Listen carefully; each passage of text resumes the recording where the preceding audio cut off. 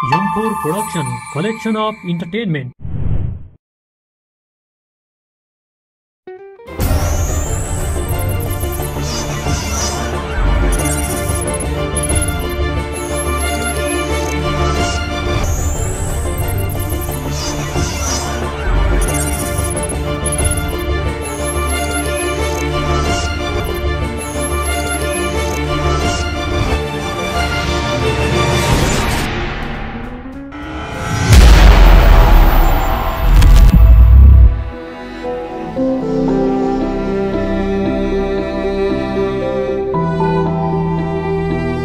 चाहिँ के टोलाएर बसेको यसरी हुर्केको छोरा कमाउने बेलामा यसरी टोलाएर बसेर हुन्छ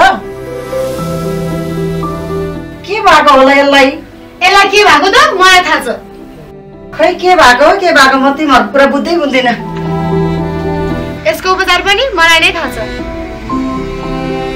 सुन्न मलाई एउटा केटा कस्तो मन परिरहेको मिलाइदे न को केटा हो हाम्रै गाउँको हो हाम्रै गाउँको को कस्तो छ मेरो सपनाको राजकुमार जस्तै छ यार त्यो केटा को हो त्यो केटा नाम के हो त्यो भन्न पहिला लोर्के त्यो त जस्तो त्यसको 5-6 वटा केटी छ त जे पाइदे चाहिँ नबोल न हो हाम्रो गाउँको सबभन्दा बिग्रेको केटा भनेकै त्यही हो अहिले तेरो कपाल सपाल भुतालिन्छ अनि थाहा हुन्छ यसलाई त राम्रो कुरा भन्नै नहुने भो मैले उसलाई भेट्न नखोजेको त कहाँ हो र ऊ आफै नै तर्केर हिँडिरहेको छ मैले त उसलाई कति भेट्न खोजिरहेको छु खै किन तर्की हिँडिरहेको छ त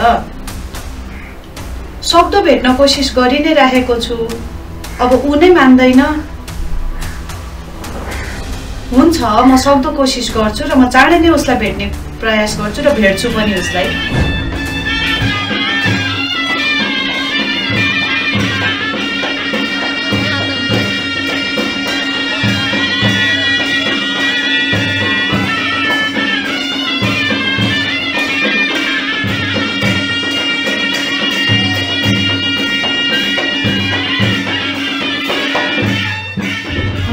हजुरले किन हेरिरहेको छ दिदी चुप जो पो होस् बाटोमा बस्ने मान्छेहरू होस् कि जेसुकै गरोस् हाम्रो कोही पनि आउनु छ हजुरले हेर्दै रुँदै छ त खोइ को हो कोही म त चिन्दिनँ है खै म त हजुरलाई चिने जस्तो पो लाग्यो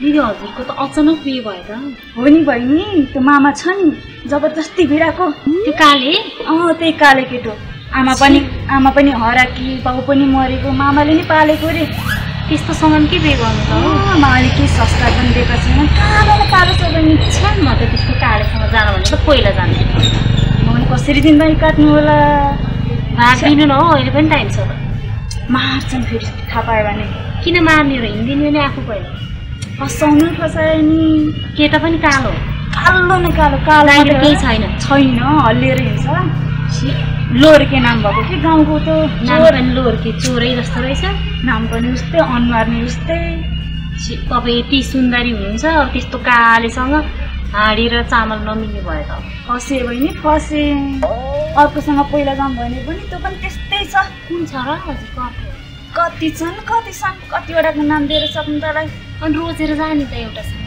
कोही गतिलो छैन छैन कस्तोसँग चाहिँ बोल्न पुगेछ हो यस्तो राम्रो मान्छे भने भाग्य छ्या बिचारा मेरो दिदी यति राम्रीलाई त्यस्तो लोर्केले फसाइहाल्यो नि हेर्दै जानु दिदी म त कालो रहेछ भने त बेना पनि भन्दिनँ को आए जस्तो छ हौ दिदी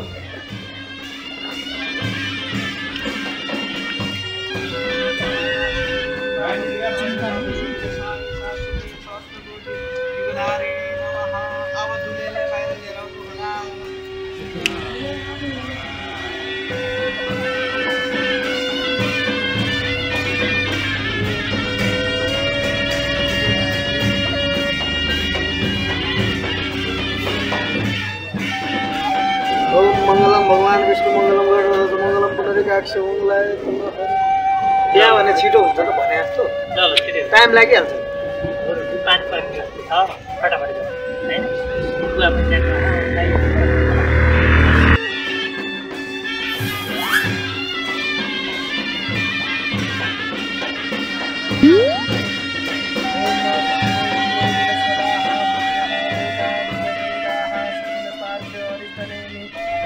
के हो साली के हैन बेना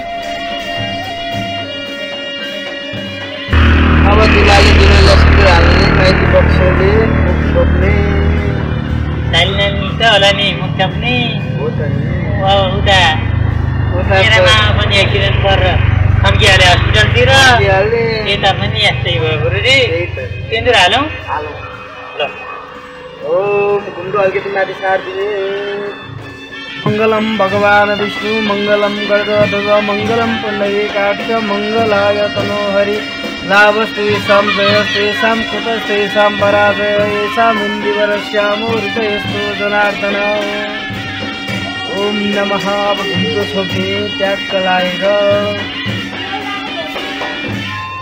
पोते पनि लगाइदिने बाहिर लाउने गुरु बाहिर लगाइदिने ल विवाह सम्पन्न ताली ल गुरु यो के गर्ने गुरुजी अब त्यसलाई भन्दा यहाँ घन्टी बजाउने यता आएर घन्टी बजाउने दुला दुलै आउने ट्याक्क घन्टी बजाउने मन्दिरतिर गएर भक्ति गर्ने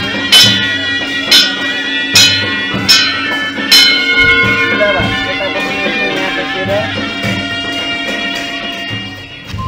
अरे बाबाले पनि मेरो भान्जीलाई राम्रो पाल्नुलाई तपाईँले पल्टा हालिदिया छ हालदेखि तपाईँको जिम्मा है ल लाग्यो है अनि के हो यो कस्तो खालको बिहे हो यतापट्टि पनि मान्छे छैन उतापट्टि पनि मान्छे छैन न ससुरालीपट्टिको न आफ्नोपट्टिको मान्छे त कति छन् नि अवस्थाले यस्तै जुराउ नि त कस्तो खालको अवस्था हो यस्तो फेरि कस्तो हो तपाईँलाई थाहा होला नि तपाईँ ज्योतिष हो तपाईँले सब यताउता गर्ने त तपाईँ नै हो नि कुरो गाड्ने भाड्ने बिगार्ने सपार्ने सबै तपाईँ हो यहाँ बिहा तपाईँले गर्दा गर्नु परेको छ मामाले कन गरेर अझ मान्छे छैन भन्नुभएको छ ल साली छैन साली अब लिएर जाउँ उसको लागि अब जङ्गलको बाटो छ है ल हुन्छ हुन्छ अब कोही न कोही त लानु पर्यो नि त बर्खेजी जाने होइन ओ लड्केजी तपाईँ जाँदै हुनु म आउँछु एकछिनमा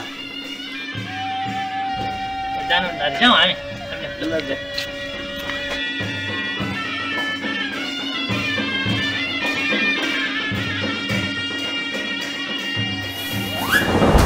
यो बाटो जाउँ न गुरु यो बाटो जाउँ न यो बाटो जाउँ है यो बाटो गुरु यो बाटो जाउँ न गुरु गुरु यो बाटो जाउँ है होइन यो बाटो जाउँ न गुरु होइन तिम्रो घर जाने बाटो माथि होइन ओइ मेरो घर जाने बाटो तँलाई थाहा हुन्छ कि मलाई थाहा हुन्छ यो बाटो जाउँ न साली भनेपछि मानव न मरिसक्यो यहाँ बुझ न भने होइन यो मलाई बिहे गर्छु भनेर चाहिँ कोसँग बिहे गरेको यसले होइन यसले के गरेको लड्के पक ओइ त्यो लोर्केको बिहे गरेछ नि त्यो लोर्के मैले त्यो अनुलाई सम्झाएकै हो त्यसले मान्दै मानिन त्यसको त कतिवटा गर्छिन् थियो मलाई पनि थाहा छ त्यो त अझ अहिले त्यो इलिगल काममा लागेर त्यसलाई पुलिसले पनि खोजिरहनु भएको छ अरे त्यो त खत्तम जा म अर्को कुरा काटेर के बस्छु जानु न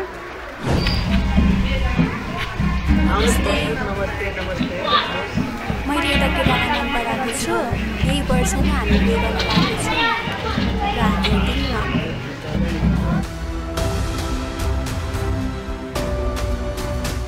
बिहा हुँदैन तिमीले जुन केटालाई मन पराछौ त्यो केटाको 3-4 वटा बिहा हुने योग छ हे तपाईँ त अति गर्नु हुँदै रहेछ यहाँ चाहिँ देखाउँछ त अनि मैले त्यही बोल्ने त तिम्रो र मेरो चाहिँ मिल्छ बोर्ड आऊ नबोल्नु है खाली हो कि आऊ न ए नानु आऊ न योग मिल्दैछ कि आऊ न ए नानु आऊ न मसँग योग मिल्दै थियो आऊ न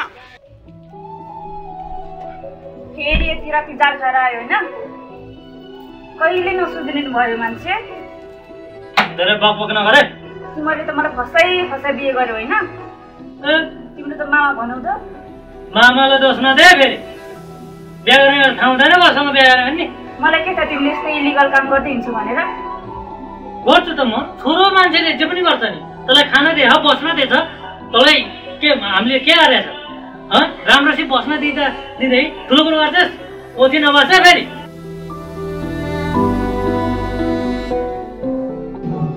तिमीले त मेरो जिन्दगी नै बर्बाद गरिदियो बढी बकबक नगरे मेरो दिमाग खराब नगर अहिले फेरि चढिया खाएको अरे बढी बोल्छस् दिमाग खराब गरेर राखेछ मैले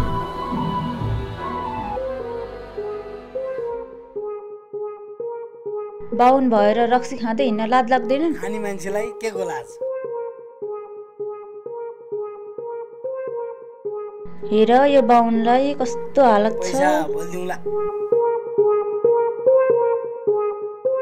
छोरी अब घरको सफाइ गर्ने हामी दुईजनै हो, कसले गर्नु र? अब बाहिरतिर घुमेर नहिँड्नु होला, समय खराब छ, अहिलेको जमाना खराब छ। केटी मान्छे भएर छोरी मान्छे भएर बाहिरतिर हिँड्न मिल्दैन छोरी, घर सफाइ गरेर बस्ने है।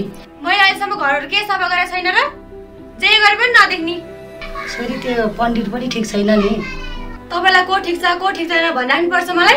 यो केटीलाई जति सम्झाए पनि हुँदैन भाइ। बिमला पण्डितले बोलाइरहेछ। के भा पण्डितले चौतारामा बोलाइरहेछ। त्यो पण्डित जहिले चौतारामा त बस्ने हो नि।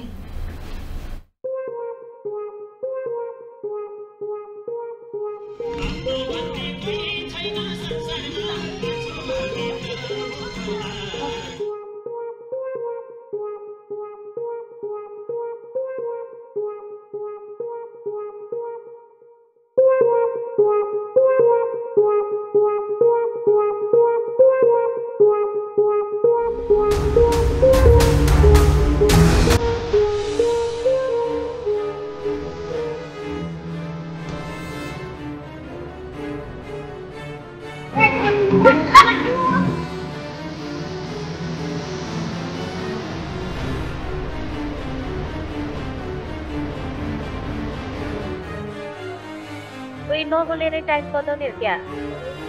ती पनि भेनासँग लागेर टाइम गरेर छ ना? तैले भेना आफ्नो भेनासँग हिँड्न नपाउने हो। अनि त्यो बिहे भइसक्यो भेनासँग के तालिन? ती भेना आफ्नो भेनासँग हिँड्न नपाउने, हिँड्नु पनि घरमै गएर बस्नु। तिमीलाई के भएर? तिमीलाई बाल तिमी पनि त कहिले हिँड्छौ नि त हस्पिटलमा। तिमी केटीहरू त्यस्तै हो कि जसमा ल्याङ गरेर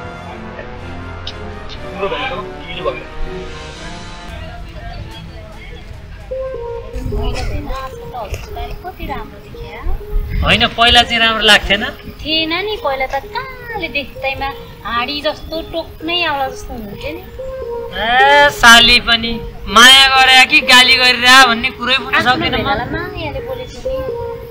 माया गरे भए त ठिकै हो, तर बिच गाली गरेको त अलि राम्रो होइन हो भेना। पहिला त कति बिना कालो हो, तपाईँ त हाँडी जस्तै हुनुहुन्थ्यो त। कालोले के भयो त साली?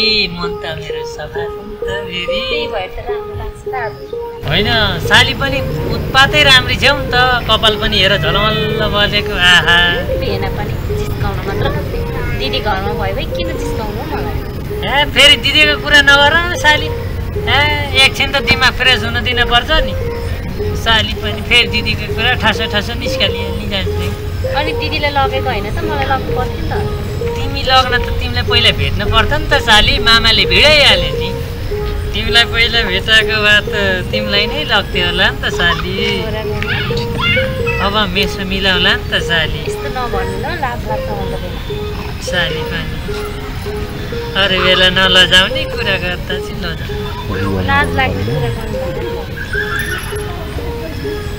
होइन हो भेना। तपाईँको साथी छ त्यो बद्रीले किन बोलेको मन नै कराउँदैन? होइन त्यो बद्रीले मेरो सालीसँग म बोलु कि नबोलु कि के गर्नु, त्यसलाई के मतलब हुँदो? किन हो एकदम रिस गर्छ त। त्यसलाई मैले जानेको छु। फेरि भाटाले खान्छ नि त्यसले। फेरि भाटाले त नहाल्नु हो भेना। ए साली तिम्रो केही छ कि के हो त्यतातिर? छैन हो यो भेना पनि। भेना हुँदा त्यस्तो गर्न चाहिँ भएन हो साली। तिम्रो दारी भएको भेना भयो कन अरूले हेर्छु त म। फेरि दिदीले मार्नु होला नि फेरि मलाई। के को मार्ने? त्यस्तो कुरो नगर। त हो नि यो भेनाको। लग्नु नि त त्यस भयो घर आज। साली जानु पर्यो नि त लग्नलाई। लगिहाल्छ। लग्नु पर्यो नि जानु। त्यसको टेन्सन नगर कि म मिलाइहाल्छु नि। साली जाने भयो त भेना लैहाल्छ नि साली। होइन आजै जाने घर गएपछि बुढीले लखेट्ने होला, उसलाई त बस्नु नदिने होला, मलाई दिने भयो। आजै जाने विचार गरेको छ कि के हो सालीले? लग्नु त गइहाल्छु गरेको हो नि जाने विचार त। लग्ने मान्छे लग्नु पर्यो नि। अब उता पनि त मिलाउनै पर्यो साली। त्यसपछि जाउँला नि। गफै त होला।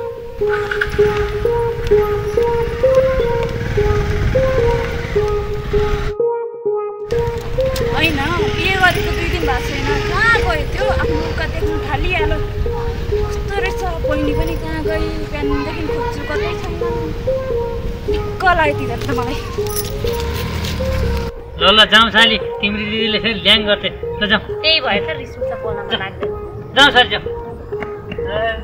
तिम्रो दिदी बेकारको छ, उता बसेर गरिरह तिमीहरूलाई त पख न